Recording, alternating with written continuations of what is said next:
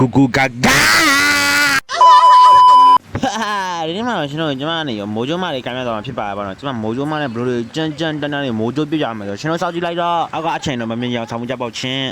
ဝဲစားလာချင်းမှာပဲ Anibal Frank ကိုတွင်းနေလဲဆိုတော့ကျမနေလိုက်လောက်တာဆိုအဲ့ဒါမသိပါဘူးဆိုကျမကာကူရာစတန်ပြီးတော့ကျမဝိုင်းတက်သွားတာတဲ့ကျေးဇူးတင်ပါတယ်အဲ့ကျမနဲ့ကာကူရာနဲ့1/1တွေ့ရချင်းမှာသူလည်းကျမရဲ့ဂျမ်းမင်းဖြစ်ကျမဓာမေထွက်နေကွာအမှနောက်တစ်ချက်ဆိုသူတိမ်မဲဟောင်မသိပါဘူးတော့ကျမပဲသိသွားကျမဝီကောပြတာသူရန်တက်နေတာကျမဝီကောပြဆိုကျမနေပြန်ပြတဲ့ဟာမကြည့်အောင်ကျမကိုလှုပ်သွားတာတဲ့ Oh my god ကောင်မရန်တက်နေရများနေပြီ Anibal ကုရှင်ဖန်နီနဲ့လိုက်တော့ကိုယ်စတန်ရေးပေးချိမစပယ်အကုန်တဲ့သူကျမတော့ကပေးတာပါနော်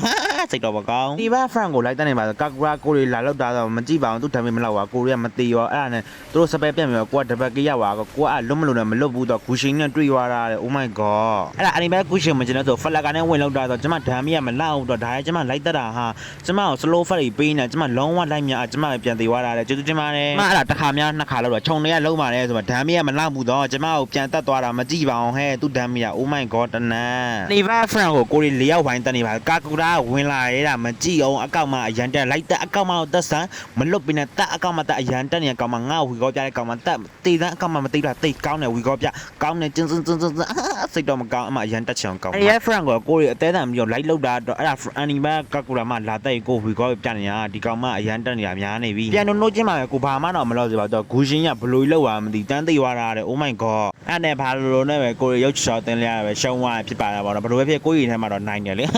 ပစ်တိုတလီကျွန်တော်ဂိမ်းလေးကြမ်းဆိုကျွန်တော် like follow နဲ့ကူညီပေးကြပါဦးခင်ဗျာအားလုံးပဲတတာအပွား